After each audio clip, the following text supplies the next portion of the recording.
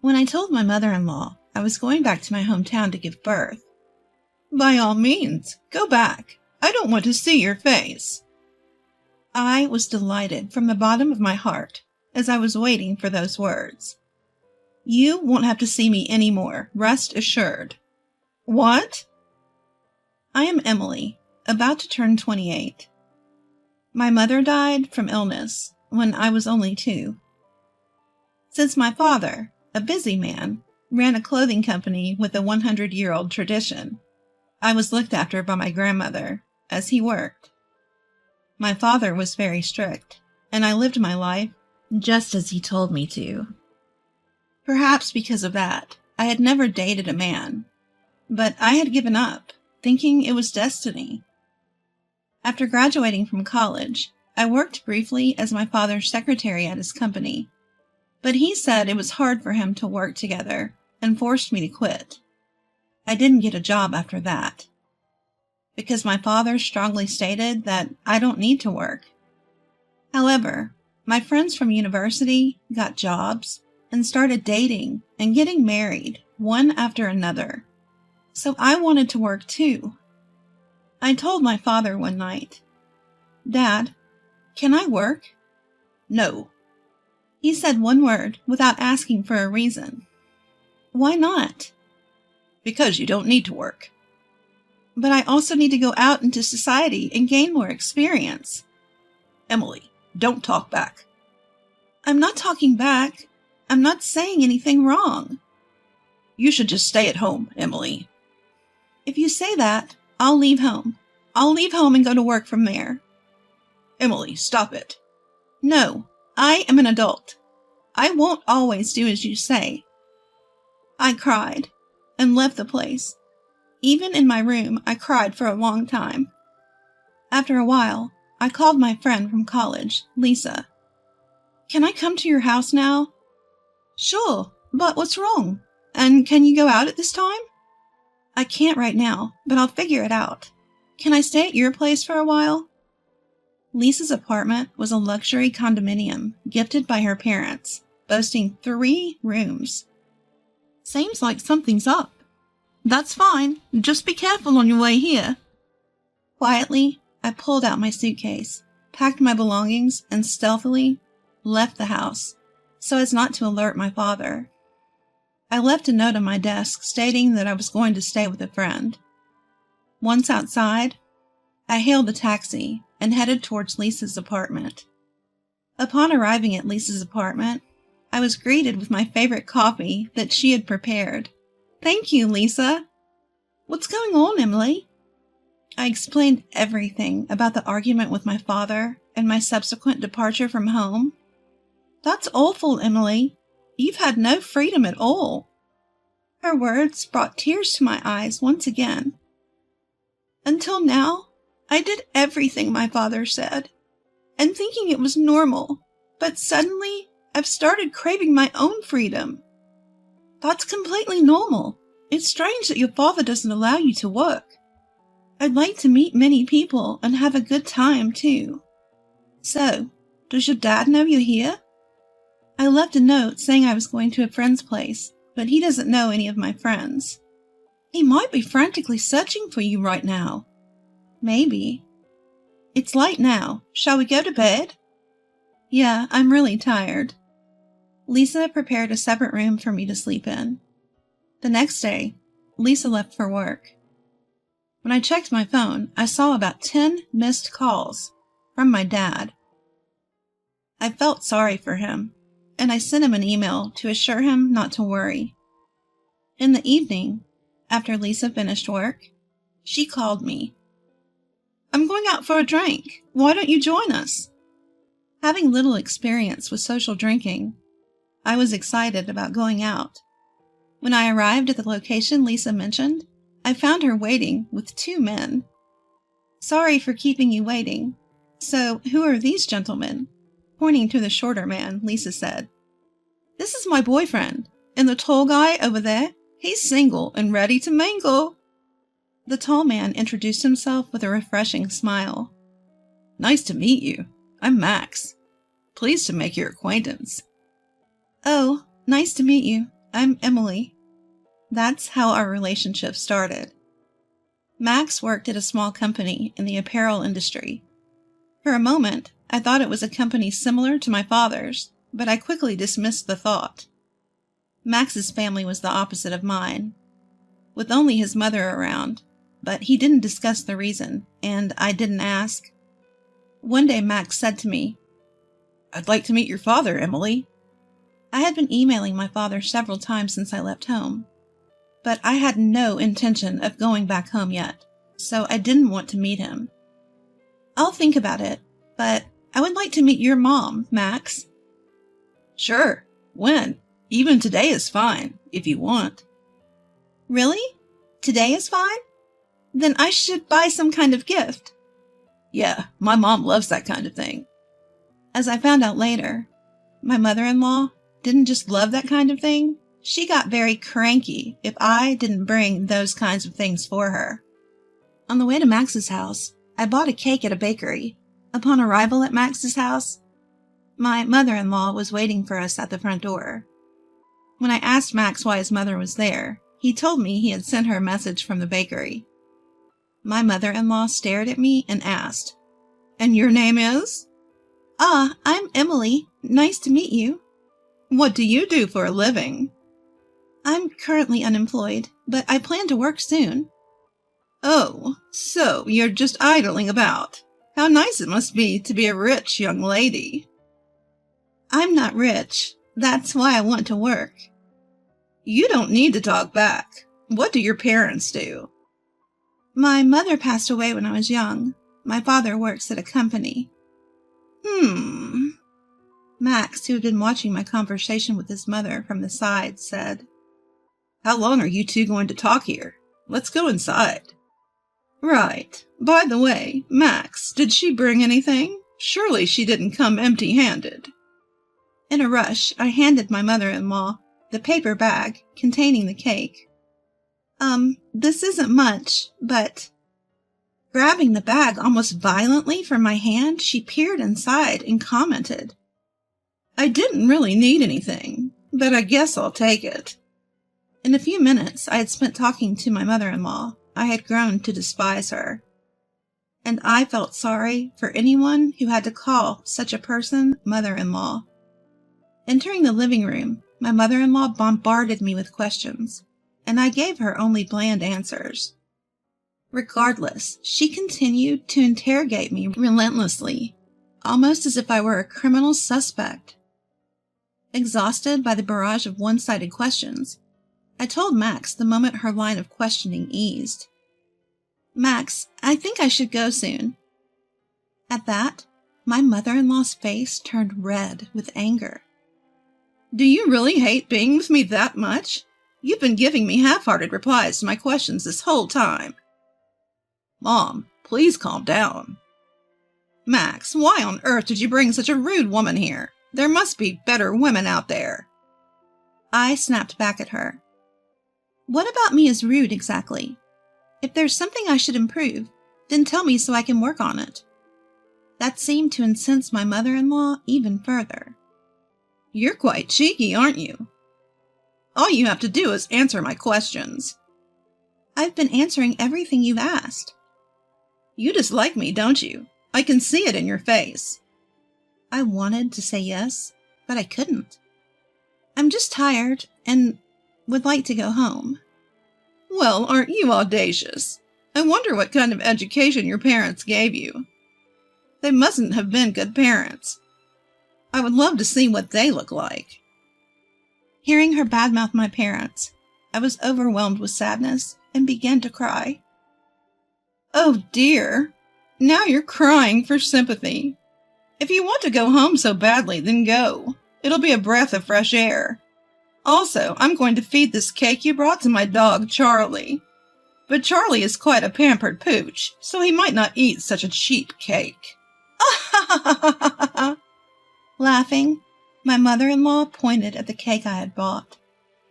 "Mom, enough is enough. Max, you really have no eye for women." Max frowned at his mother's comment and retorted, "Why are you always so argumentative? Can't you act more mature for once? Max shot back, causing his mother to lose her energy instantly. All I want is a good wife for you, Max. I get that, but I'm an adult too, you know. I'm not a kid anymore, so I can handle my own stuff.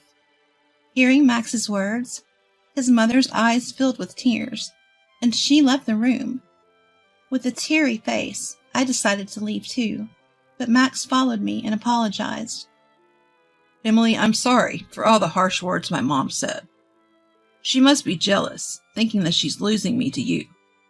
I'll talk to her about this, okay? Please don't let this discourage you from coming again. I'm really hurt by what your mother said about my parents. Max, I don't want to see your mother again. The moment I said that, a wave of sadness overwhelmed me, and I burst into tears, throwing myself into Max's arms. Max held me close and after a while suggested, "How about we go somewhere now?" Barely nodding, I left the house with Max. Since Max didn't have a car, we took the train and got off at a station by the beach. We sat on a bench on the sandy beach, staring at the sea for a long time. 2 months passed since then. I found out that I was pregnant. When I consulted Max about it, he proposed. "Let's get married. We don't have to have a ceremony, but we'll make it official. We can live at my house, okay? I don't make much money at my job, so I can't afford to rent an apartment. I'll make sure to talk to my mom about not saying unnecessary things to you, Emily."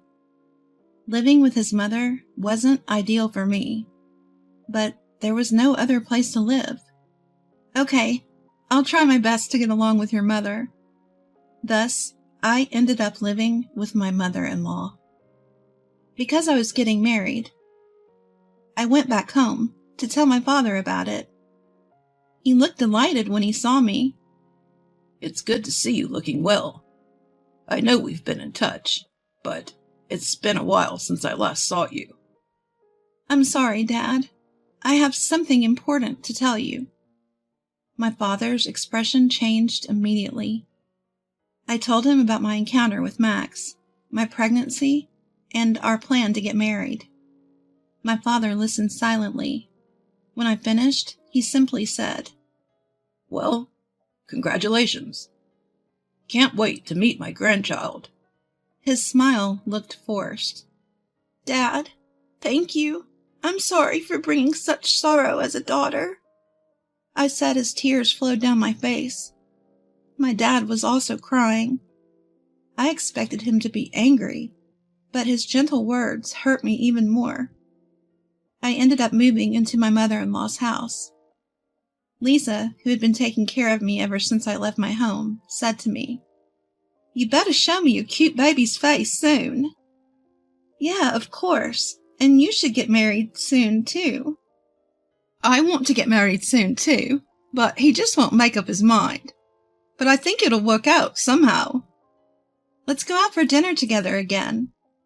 I planned to move on Sunday, but my mother-in-law said it was a bad luck day, so I changed it to Saturday. The move was completed safely on Saturday morning. While the movers were carrying my belongings, my mother-in-law just stood there, watching them. She was repeatedly told by the movers to step back because it was dangerous, but she wouldn't move. When the move was over, my mother-in-law called me over and said, "You didn't give them what they're supposed to get, right?" I didn't understand. "Huh?" It seemed she misunderstood me, pretending not to know, and she went away and handed something to the leaders of the movers. Seeing that, I understood what she was saying, but when she came back to me, she said, "Emily, dear, it seemed like you didn't want to part with your money, so I gave it for you. Of course you'll pay me back later." She then told me an absurd amount of money. It was way beyond what was generally considered reasonable, so I said, "You gave them that much?" "Oh dear, was that bad?" "It's not bad, but I think the amount was a little too much." "It's the thought that counts in these situations. If you skimp, you'll be cursed." "I'm not saying I'm skimping." I didn't say anything more because I knew it would lead to another argument. My mother-in-law had this face saying, "I'm right no matter what you say." That's when Max showed up and said to my mother-in-law, "Mom, what's up?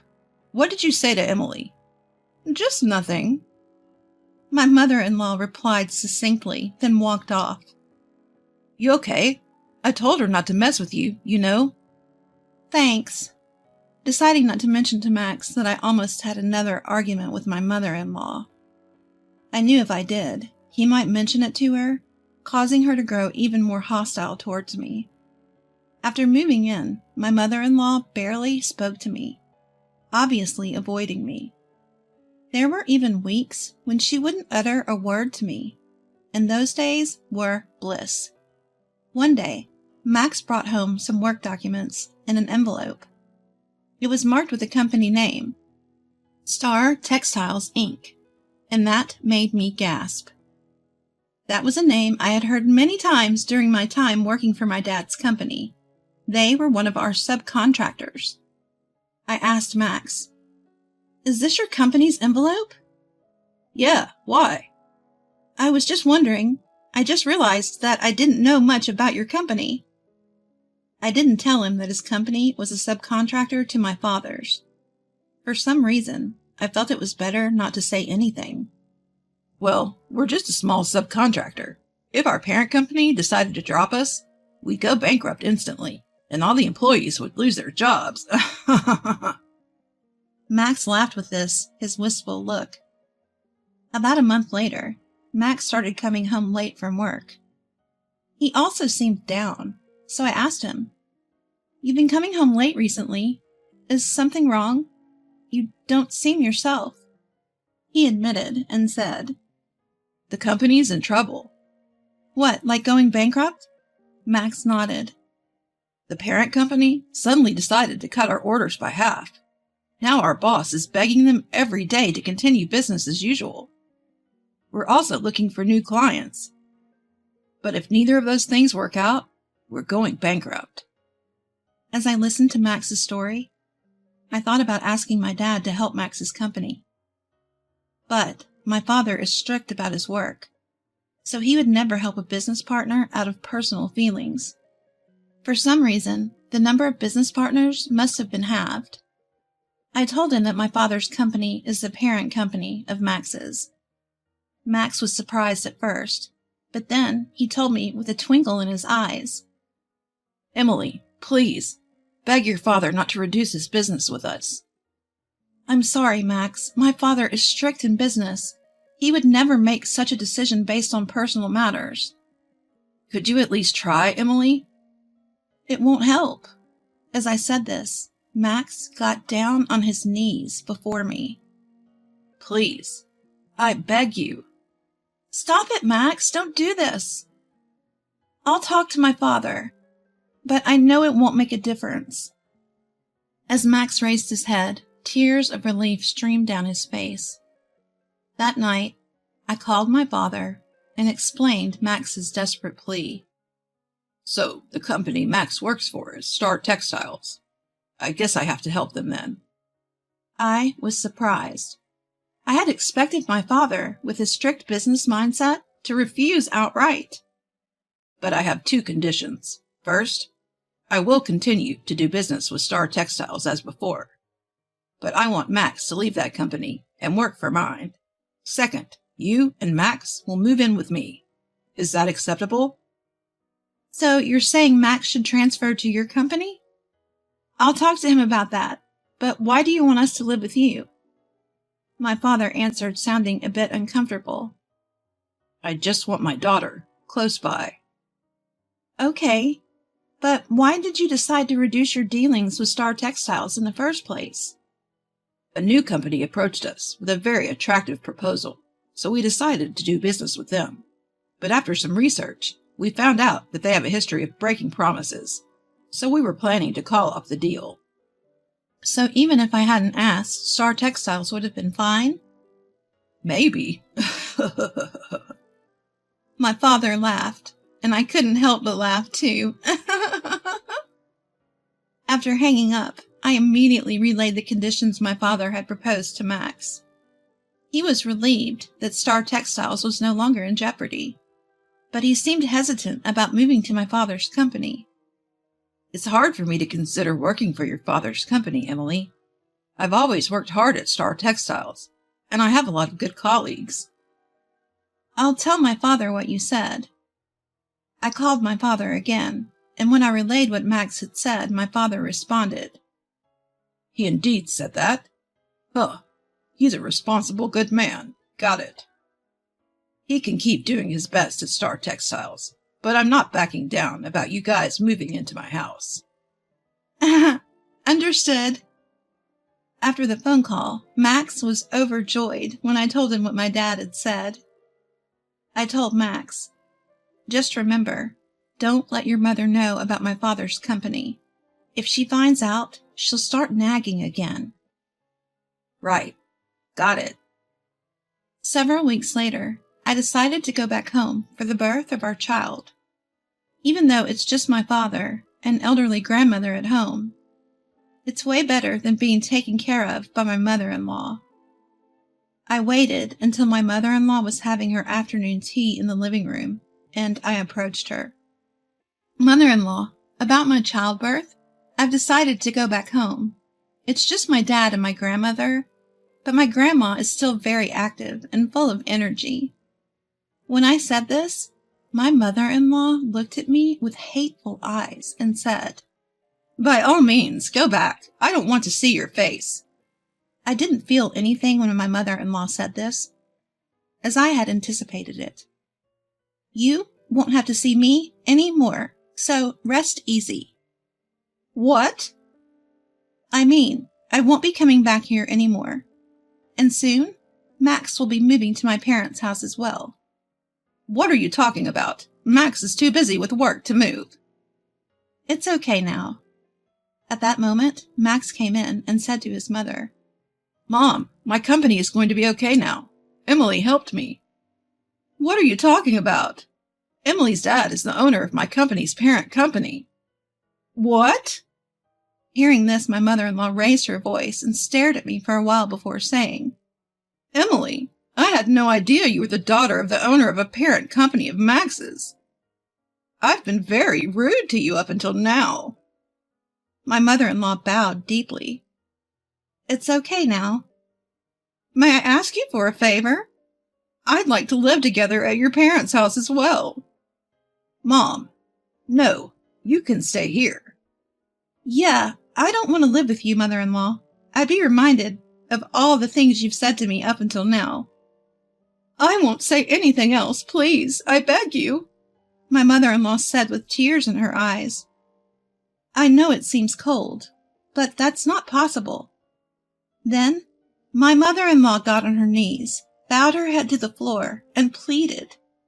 Please, I don't want to live without Max. Please. No, I can't. Mom, stop it. If you had been kind to Emily before, we could have lived together, but your past behavior has led to this. Give it up. I told my mother-in-law, who continued to shed tears on the floor. Well, mother-in-law, you brought this on yourself. Half a year later, Max, our newborn daughter Kay, and I visited my mother-in-law's house. However, the house was void of any human presence, and the air was chillingly cold. Max was calling out loudly to his mother, but there was no response. Max, did you mention we were coming over? No, I thought it'd be a surprise. I wonder where she is. Just then, my mother-in-law, who had become severely emaciated, came out of the bathroom. Even upon seeing us, she did not change her expression. The kitchen was piled high with remnants of instant noodles, and dirty dishes were left stacked. Mom, are you okay? My mother-in-law glanced at Max, but said nothing. Mother-in-law, we brought your favorite cake. As I held out the cake, my mother-in-law rushed towards me, snatched the cake, and began devouring it immediately. I repeated what I had said before. Well, mother-in-law, you brought this on yourself.